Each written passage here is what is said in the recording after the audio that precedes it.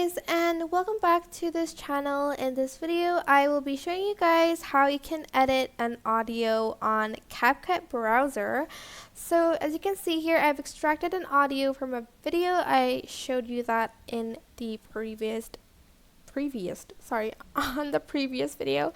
And then to edit the audio, select it, and there's this volume, fade in, fade out, but you can also add in a noise reduction here. You can also add in voice effects like megaphone, lo-fi, etc, etc. So just click on it to add it to the video, to the audio, for instance the chipmunk one. And then you can also enable the noise reduction. You can also add in a fade in and fade out duration over here.